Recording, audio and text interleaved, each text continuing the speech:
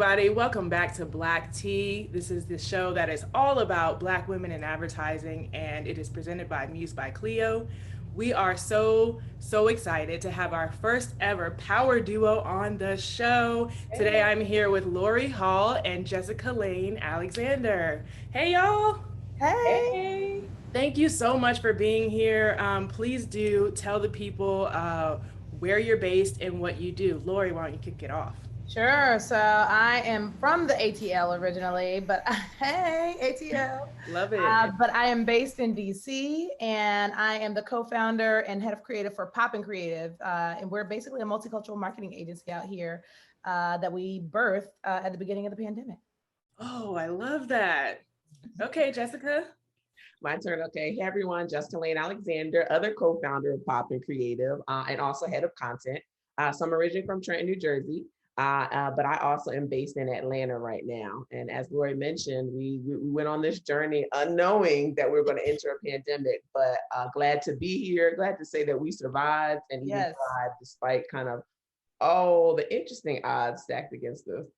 I mean, uh, there's so much there just in the intro that, I mean, we're going to be good. But I do want to just start by saying I love Atlanta, and I'm so glad that there's that representation there. I lived there for about a solid 17 years of my life or something like that. Right. Used to be an art teacher on Bankhead. Hey, Yeah. Bankhead. Hey. Yes. No, no, let me know. I went to high school right by Six Flags Drive or something like that. So Nice. that's Atlanta's near and dear to me. Yes. I would love to know what it means to y'all, and is that where you met? Is that where the crossover is?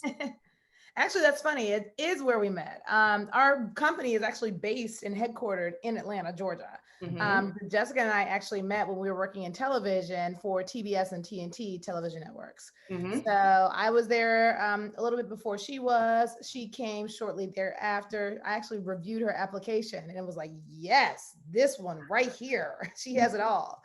And then we ended up working together. And of course, the bright star that she was, she just shot off. She started creating different roles at the company. And she actually went on to business school and then to Microsoft in the tech world and so on and so forth. But we reconnected at TV1 in DC, the DMV area. Okay. Yep. Based in Maryland. And so we reconnected, dynamic duo back again, and we made big waves. I was the head of marketing and creative services. She was the head of digital social. And we did some amazing work together. And we were like, you know what? We can do this on our own because the more we try to go out there and find agencies to help us, the more we're disappointed because people don't have enough recommendations. They don't have a lot of people that they're referring to us because they're like, oh, I don't really have a great multicultural marketing agency. Mm-hmm. Oh, I know this one, but they're kind of okay. They're not great. And we were like, not in 2018, not in 2019. Right. So we really felt like we had something to offer. And when we looked across the landscape, there were not a lot of women run agencies or women owned agencies, and definitely not a lot of Black women owned agencies. Fact. So we were like, carve it out. This is for us. And we jumped ship and launched. I love to hear it. Why Atlanta for the headquarters? What is it about that city? I think for us, so one is kind of where we started and where we were kind of our home base, and Lori was from here, and then I lived here, and then I was also moving back. But also, I just feel like many other people, I feel like Atlanta is the opportunity for Black people, and it's an opportunity in like the birth a lot of times of a lot of the interesting cultural things, social things, all the things that are happening, especially around even around like Black Hollywood. Is all happening in Atlanta. So I just personally appreciate the spirit of entrepreneurship in Atlanta, and specifically the spirit of Black entrepreneurship in Atlanta. And I feel like the community is there is a community, and there's a community that's invested in seeing you succeed. So when you talk to people about what you're doing, they're always like, oh, wait, you need to connect with this person, this person, this person, because they do this and they can be able to help you. And then you go to that person, they're like, wait, I think I have someone that might be able to help you with X, Y, and Z. So I feel like there's a community of collaboration, especially amongst the Black people, that I don't see in a lot of other cities. And that makes me excited and makes me proud to kind of see that and to see people flourish and to see the headlines that are about us across many different industries in Atlanta. So it's not just entertainment, it's politics, it's tech, it's all of these things where we can command headlines. And you just don't see that in prevalence in other cities. Mm-hmm. Okay, that's what's up. Yeah. So normally I don't emphasize agencies when people come on this show because I really want it to be about the women and their stories. But in this case, it's y'all's baby. So I do want to talk about Poppin' Creative. First of all, I love that name. And secondly, what's the goal? What did you want to do differently when you started this? After looking at what the marketing industry is doing and what's out there, what void did you want to fill in the space? Like, what's the goal of Poppin' Creative? So I do feel like, having that like women magic is definitely one of the chief goals, especially you don't see a lot of women in top creative roles and top business roles and top all the roles in the advertising agency. So we wanted that to be at the foremost, is make sure that we can curate really amazing women talent and really amazing women talent, women of color talent, especially in the space.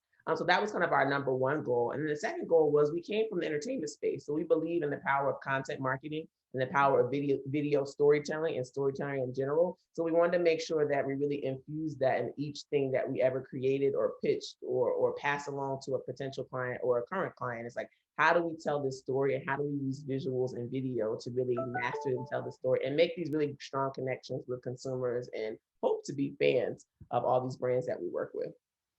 Yeah, that's amazing.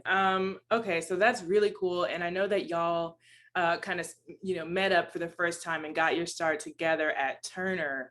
What was the early part of your career like at Turner? And how did it set you guys up for where you are now? Yeah, I actually went to Turner right after I finished doing Being Bobby Brown. I was like in production with Being Bobby Brown, funny enough. And Turner was an amazing place while I was there to really grow your career. So we had great leadership. And even, honestly, the white leaders at the top were so supportive and so encouraging and literally were champions for me in particular. That was my experience. And it was really great. So I was there. I launched Tyler Perry shows, like from his first to his last there. And, with the success of the first, they were like, oh my God, you know, you were it. And I was like, oh, I am. Thank you. Thank you. Literally the president of TBS and Turner Broadcasting, whenever I would ask to speak to him, he'd say, for you, anything. For you, my door is always open. For you, Wow. absolutely. Right, which was amazing. But anyway, so we were there, and our head of marketing at the time, this badass white woman, was all about greatness and excellence, and I think she really crafted that in all of us, and we really rose to the occasion. Like, I mean, nothing was good enough unless it was the best, and we didn't feel bullied, we didn't feel crazy, but it was more so like everybody needs to rise to the occasion, and we did. So I Yeah. call it like a master class in marketing. Literally everybody who was under her responsibility went on to do amazing things. One girl's the head of marketing for OWN right now. Somebody else is over at, I think, ESPN. So it's like we all got this master class in marketing, and we were able to take that and make it even greater for whatever we wanted to do. So I think Turner was an amazing incubator for excellence, if you will. And it pulled out the excellence in all of us, and we were able to go from there and shine. So that was my experience at Turner Broadcasting. And it still remains one of my favorite places today. Likewise, the only thing I'll add is just like as Lori said, when people go, like the community that we created there and people go and spread, that was kind of our home base when we really started Poppin' Creative. So like all these amazing people that we met and we worked with and collaborated with, we stayed in touch, we stayed colleagues, we stayed friends. And so when we got out there, those are the first people to say, congratulations, guys. Let me show you, come in, let you Yes. pitch this for us, or here's a project that we really want you all to work on. And that was really kind of our step up into really this business, was the strength of TBS and TNT and the networks and the colleagues that we really made and grew while there.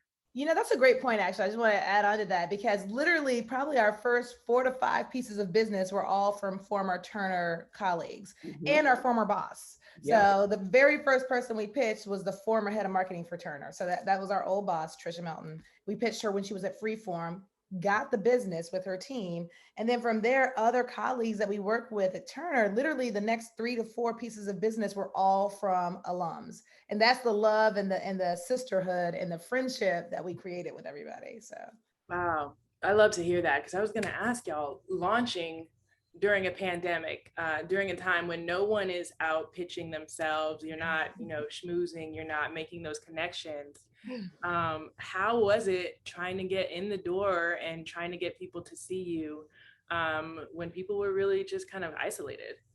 Yeah, honestly, it was scary as shit at first because like we were like, oh, let's do this on February, and then it's like, oh, it's this thing called Corona. It's like, oh, okay, that's cool. We still got Yeah. our first business when we're freeform. We're like, okay, that's cool. I'm sure it's gonna be gone by July because our first piece of business was gonna be like our first big thing was gonna be like an activation at Essence Music Festival. So we're Yeah. like, oh yeah, we'll be good by July. This thing is gonna, pass through the heavy, and so we're sitting there, we're keep working, we're so excited, and then next thing you know, it was like, oh no, this Oh world no. is shutting down.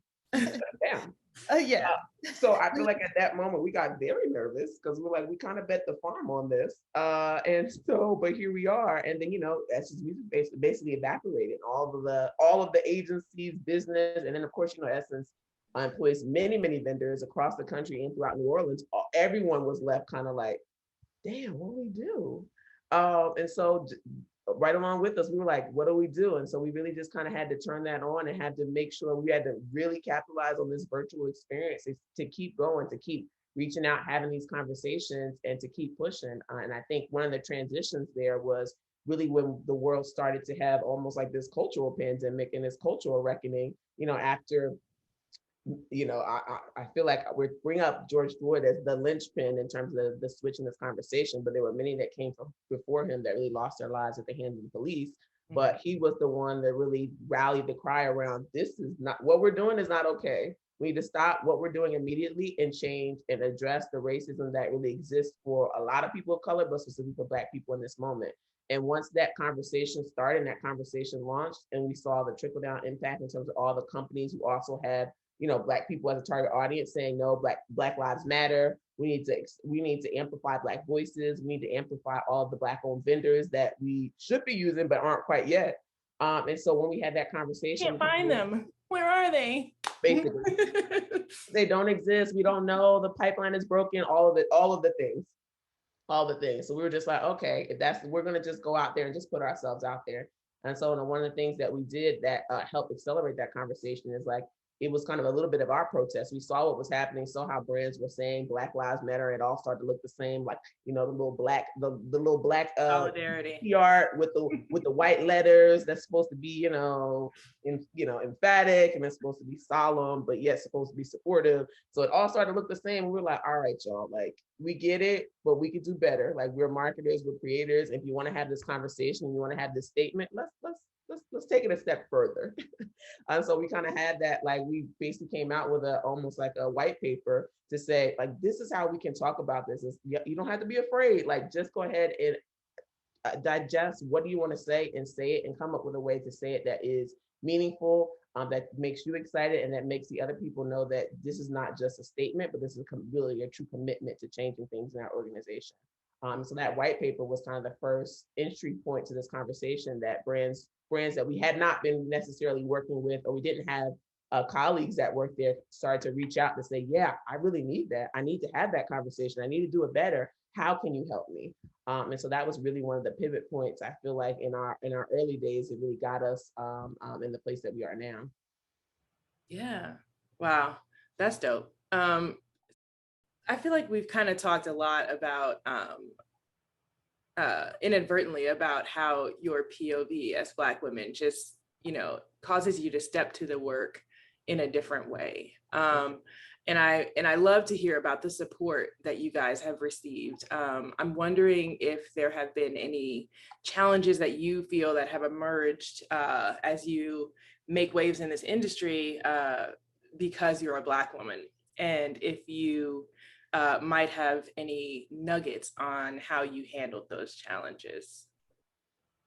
Yeah, I would say, a lot of times, well, let me back it up. First of all, when we created Poppin' Creative, Jessica and I had a very deep, thorough discussion about whether we were going to be a multicultural marketing agency or just a marketing agency for like the mainstream, i.e. white, Black, everything, right?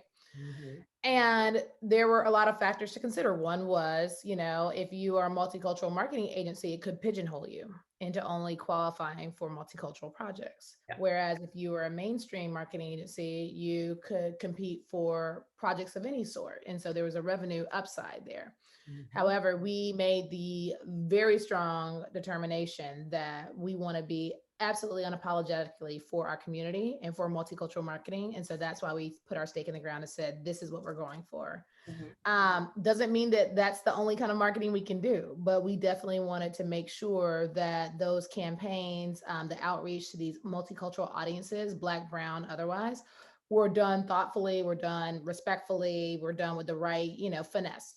So that said, once we launched, we got a lot of great clients coming to us for a lot of projects that were rooted in, Black Americans or Black people or this or that. But we also had clients that came to us for non-Black projects. And so a lot of clients can see that we are just creative thinkers, we're great marketers, period. And they will come to us for a project of any time. But there are some clients that will only come to you for Black projects.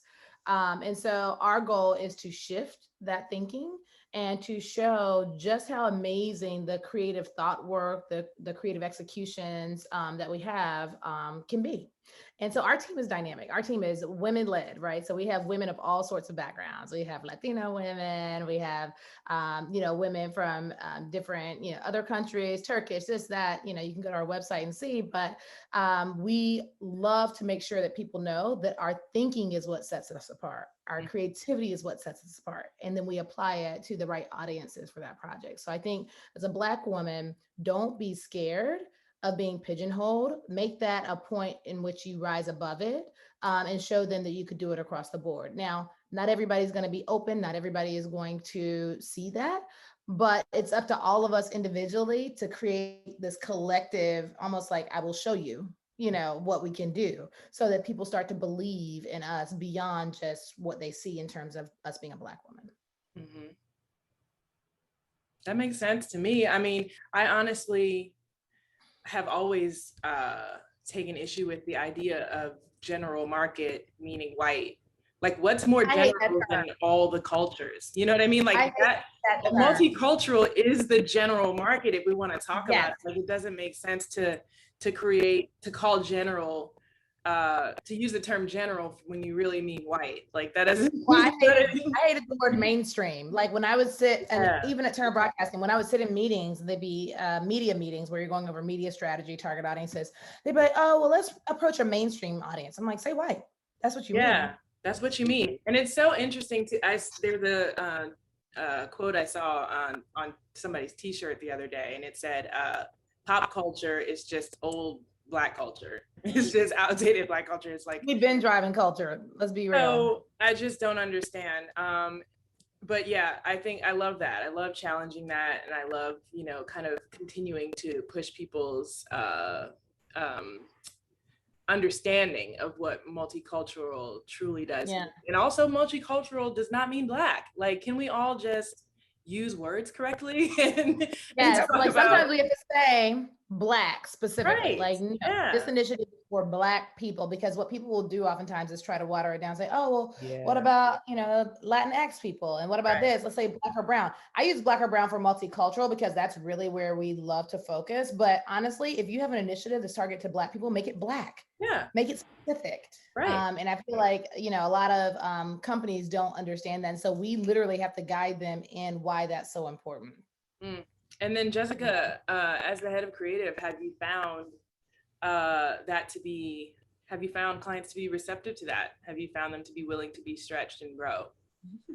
I feel like yes and no, but I feel like they're at least open to the conversation. And I feel like because of what has happened in 2020, that has made people a little receptive for the conversation. So a lot of time, and especially as an agency, I know that sometimes I can, you always got to give them the stretch goal, the thing they're probably going to do, and something different, like a wild card. And so that's how we try to approach things. Like we try to give them what we think they should have, but we always know that like what we think they should have is probably not the thing that they're going to choose. But even they can get an inch closer, we're okay. Yeah. We're excited. So we definitely push our clients to say to think different, to think different, think multicultural, and think to a space that you feel like is a lot of times I feel like this is a common thing that we hear. Oh, that market, that area is too niche.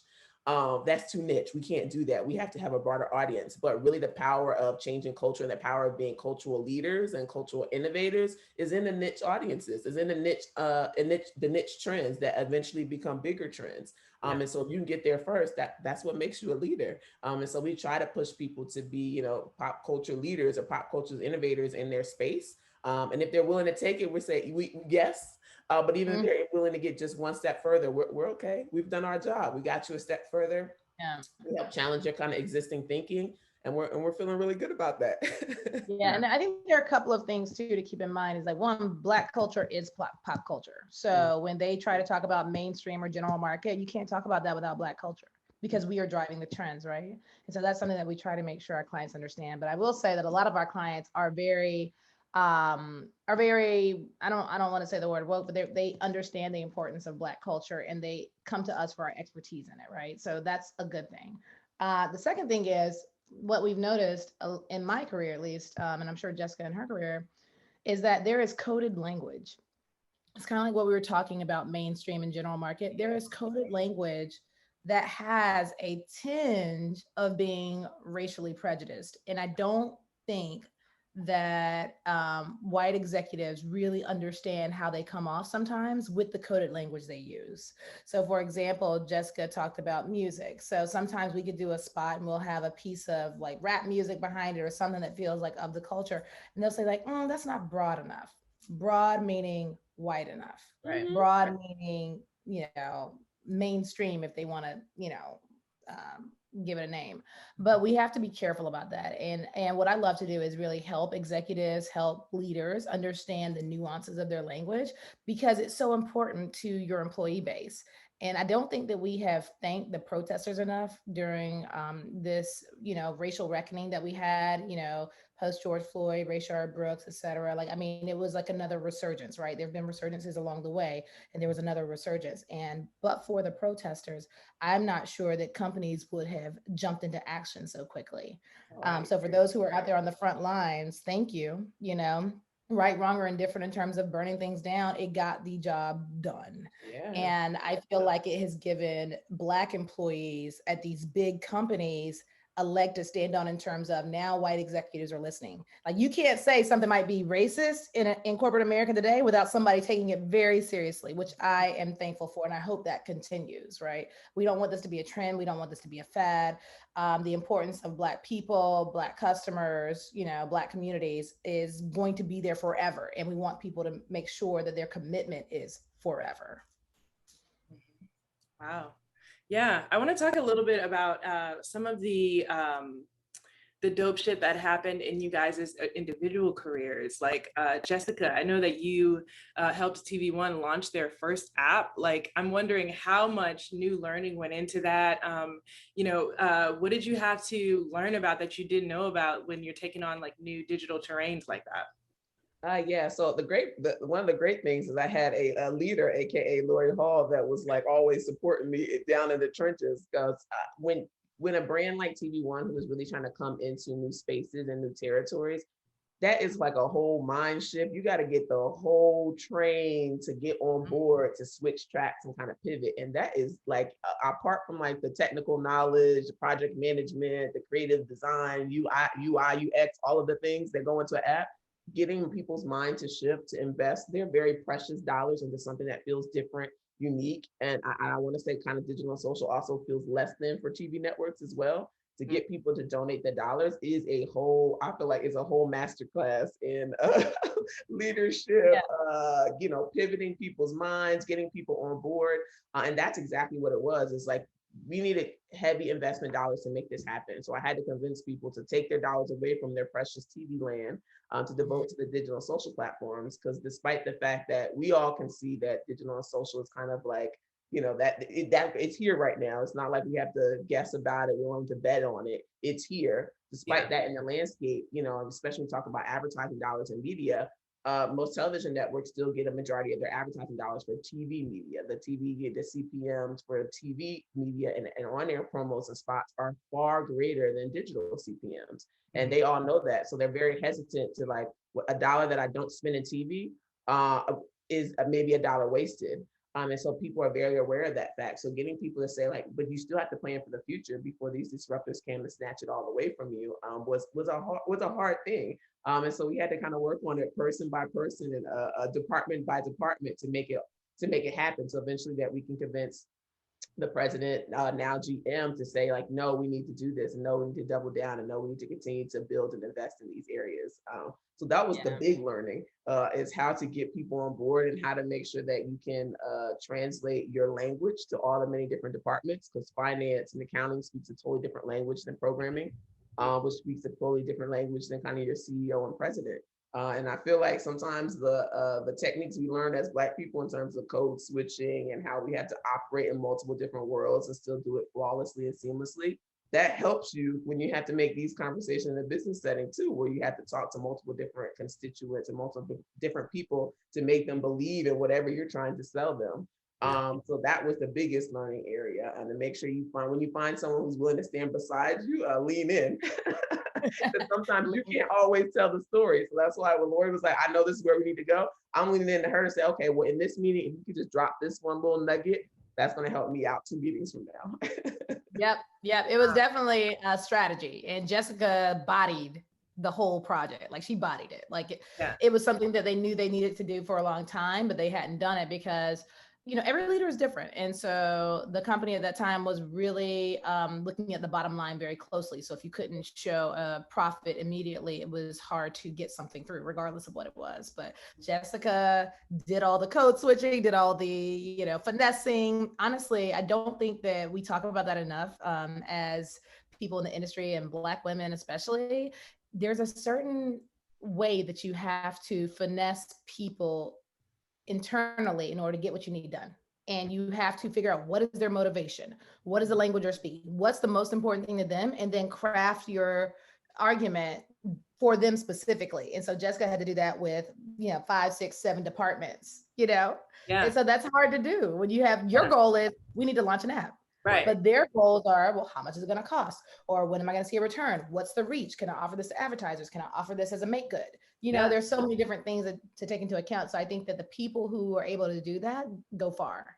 And that is so life as a Black woman, isn't it? Like having to, knowing what you need and what you want to get done, and having to figure out how to craft that message and appease so many other different people who are could so easily be turned off or even like offended or scared of you at, you know, at any moment. So that is, it's, our experience really builds us into these kind of powerhouses, right? So I love just doing it. So Lori, what was it like working closely with Tyler Perry and probably other powerful Black creators in this space? You know, what was that experience like? What did you learn? How was that? I want the tea.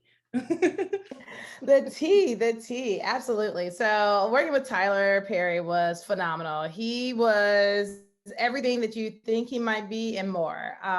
So I was 23 when I started working with him for his very first show, House of Payne, Tyler Perry's House of Payne. And I remember thinking, oh, we got to call it Tyler Perry's House of Payne so people know it's his show. And he did that for the rest of his movies and shows from there on. Wow. But it was time. We did that because I love it.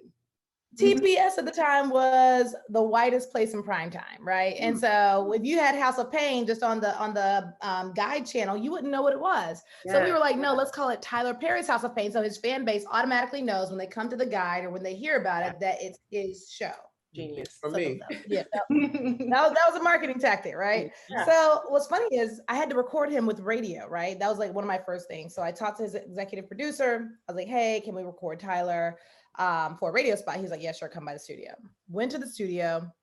I see Tyler. I'm like, hi, I'm here to record. I'm 23. And he wasn't the Tyler Perry that's so well known now. He was still well known to his audience base, but you know, in terms of the wide population, a lot of people still didn't know he wasn't. And I wasn't familiar until I started working with him. Mm-hmm. And so anyways, I record him and I still know this is like a mega producer. I'm like, okay, let me record him. So I'll give him the script and he records it one time. And I'm thinking, he's just gonna record this one good time and then I'm out. Mm-hmm. And so after he did his lines, he looked up at me and we were, by the way, we were in the wardrobe room because he did not have a sound booth. So we just padded him with different clothing that he had. Yeah. He's like, let's do it in here. I was like, cool. And so afterwards he said, how was that? And I remember looking around like, how was that? I was like, he's asking me I was like, you know what? We need to do it another time. That one, you know, it was cool, but you know, and the lesson I got from that was when somebody looks to you as the expert, lean in. Yeah. He didn't know.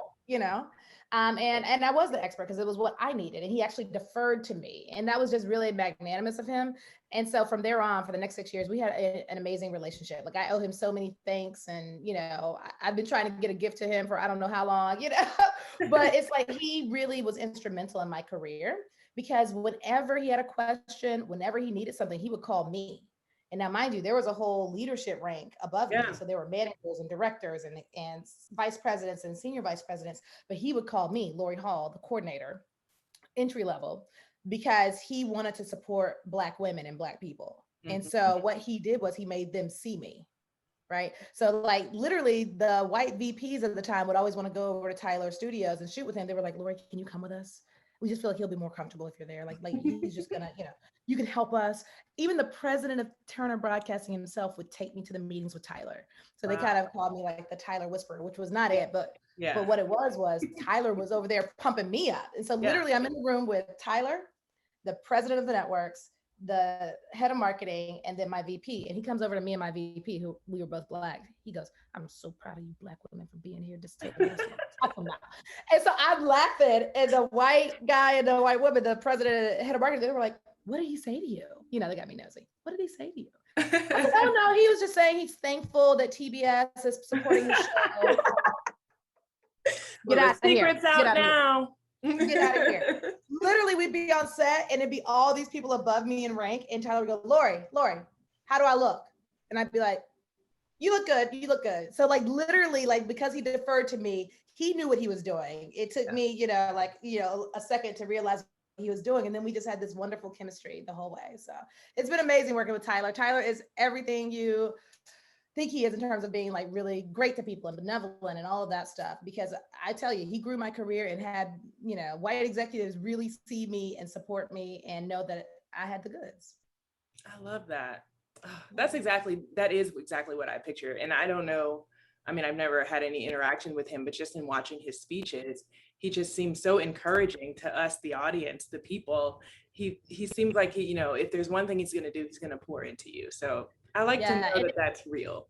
Exactly. And it's like he recognizes the opportunity and the power he has. Even when he was first at TBS, he recognized it. He's like, how can I use this to bring others up? And that's huge. If all of us did that, think about where we'd all be. Yeah, amazing. Okay, so do you guys have any favorite sounds right now for inspiration? So it could be music, podcasts, you know, meditation apps, whatever it may be. Like, are there audio things that are kind of restoring you right now? I definitely listen to meditation music in the morning, in the shower. That's probably TMI. But I let the shower steam up and probably waste all the hot water because I turn it into my little spa. So I just go to Apple Music and just hit, you know, meditation music. And I love the ones with the gongs, or it sounds like, you know, like a monastery or something like that, you know. Yeah. Also Deepak Chopra. You can find him on Spotify, Apple Music. I love hearing his meditation albums because it's his speaking life basically into you with this beautiful music.